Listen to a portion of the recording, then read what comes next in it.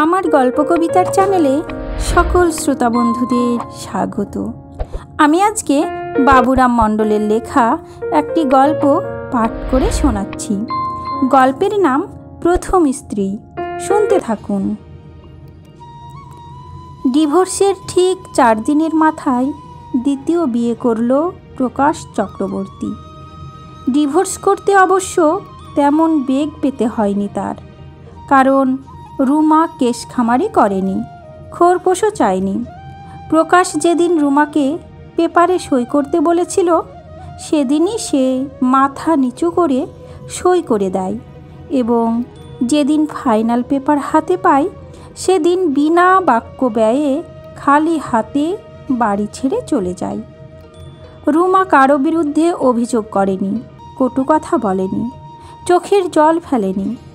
শুধু রাস্তায় নেমে বাড়িটির দিকে তাকিয়েছিল অনেকক্ষণ। প্রকাশের প্রথম বিয়ে ভাঙ্গে সন্তান করে। তার মা এই নিয়ে জব্বর বিরক্ত ছিলেন। তিনি মাঝে মাঝেই বৌমাকে বংশ রক্ষার অজুহাতে অনেক কথা শোনাতেন।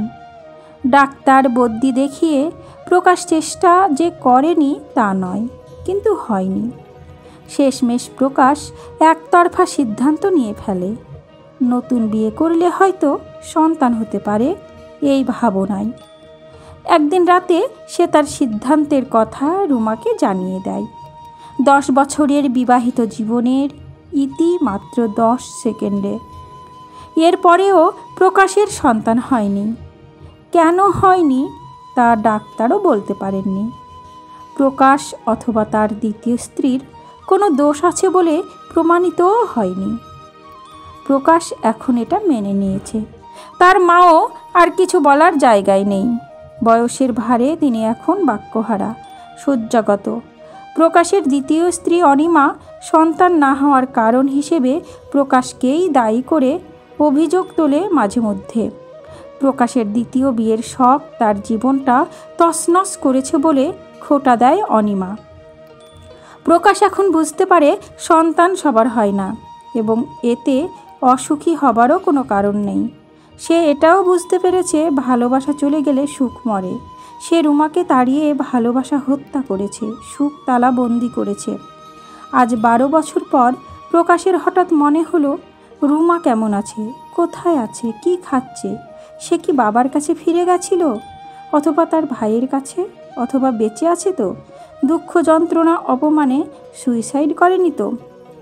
এরপর প্রায় 2 মাস অনেক চেষ্টা করে প্রকাশ জানতে পেরেছে রুমা উত্তরপাড়ায় থাকে, একাই থাকে, ফ্ল্যাট কিনেছে এবং 11 বছরের একটি ছেলেও আছে। তার মানে ওর হাজব্যান্ড আছে, দ্বিতীয়বার বিয়ে করেছে। প্রকাশ মনে মনে ভাবল, বেশ করেছে। সে যদি দ্বিতীয় বিয়ে করতে পারে রুমা কেন করবে না? ঠিক করেছে। এর কিছুদিন পর থেকেই প্রকাশের মনে হতে লাগলো রুমার সঙ্গে যদি একবার অন্তত দেখা করা যায়। ভয় বা লজ্জার তো কিছু নেই। সেও বিয়ে করেছে, রুমাও বিয়ে করেছে, সমান সমান। রুমা যদি বিয়ে না করতো তাহলে নয় কথা ছিল। রুমা কি দেখা করবে? তার সন্তান, তার হাজব্যান্ড কি মনে করবে? রুমা কি চাইবে তার সন্তান জানুক তার মা ডিভোর্সি, 10-12 বছর অন্যজনের সঙ্গে ছিল? অথবা তার বর্তমান স্বামী পর্যন্ত হয়তো জানে না রুমা আগে একজনকে ভালোবেসে বাবা মায়ের অমতে বিয়ে করেছিল। এমনকি দোর্দণ্ড প্রতাপ পুলিশ অফিসার ভাইয়ের নামে কেস পর্যন্ত। প্রকাশ প্রায় 2 মাস খুঁজে খুঁজে বের করেছে রুমার উত্তরপাড়ার ফ্ল্যাট।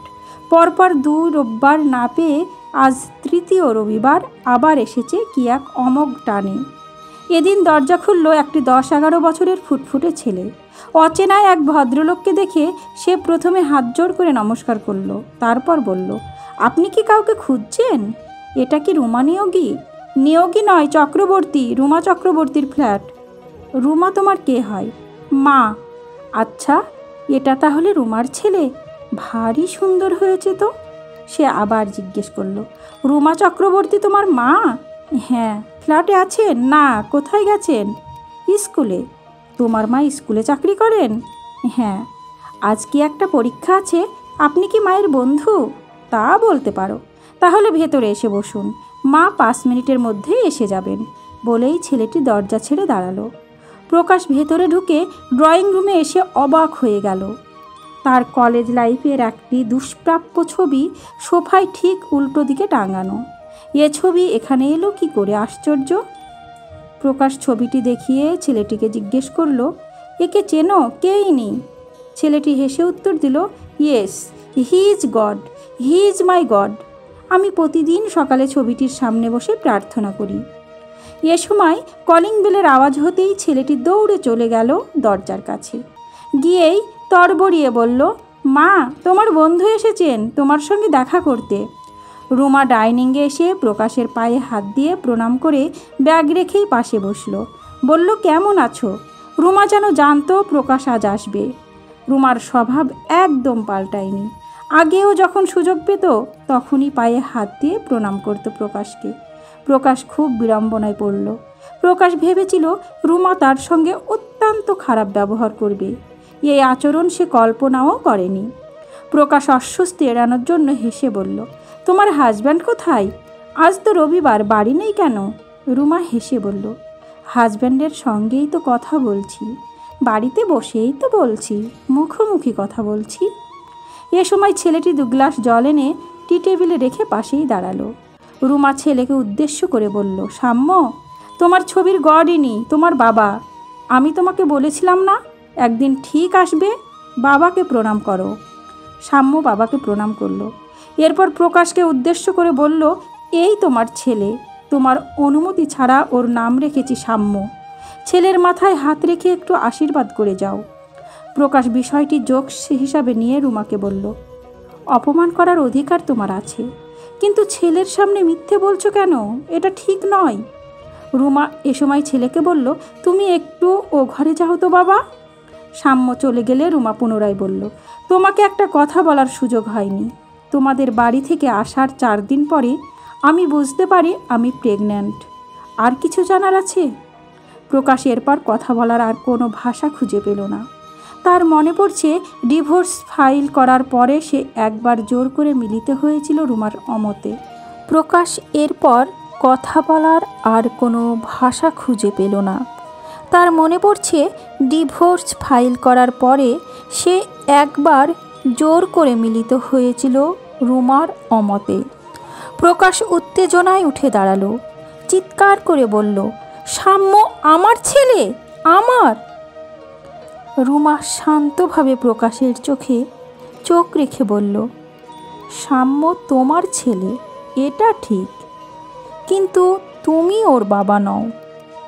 বাবা হওয়ার যোগ্যতা তোমার নেই। অ্যাক্সিডেন্টালি তুমি বাবা হয়েছ। খুশিতে উত্তেজিত হয়ে প্রকাশ বলল, তুমি যাই বলো আর না বলো, আমি আমার ছেলেকে নিয়ে যাব। ও আমার ছেলে। বায়োলজিক্যালি ও তোমার ছেলে, এটা ঠিক। ছেলের কাছে তুমি ভগবান, এটাও ঠিক। কিন্তু ভগবান হতে গেলে দয়া, মায়া, করুণা, ভালোবাসা হৃদয়ে থাকতে হয়। সেটা তোমার নেই। ভগবান যেমন অদৃশ্যে থাকেন, আমিও বলবো তোমাকে অদৃশ্যে থাকতে। আর একটা অনুরোধ, আর কোনো দিনও এ বাড়িতে এসো না, কোনো দিনও না। দরজা খোলা আছে, নিশ্চয় আর অনুরোধ করতে হবে না, বেরিয়ে যাও। বলেই আর একবার পায়ে হাত দিয়ে প্রণাম করে চোখের জল মুছতে মুছতে দ্রুত পাশের ঘরে গিয়ে দরজা বন্ধ করে দিল রুমা। সমাপ্ত। গল্প প্রথম স্ত্রী। কলমে বাবুরাম মণ্ডল, কণ্ঠে আমি রোজি। আমার গল্প পাঠ যদি আপনাদের ভালো লেগে থাকে তাহলে চ্যানেলটি সাবস্ক্রাইব করে পাশে থাকবেন। আপনাদের ভালো লাগা, ভালোবাসা ও সহযোগিতা আমার চলার পথের পাথেয়।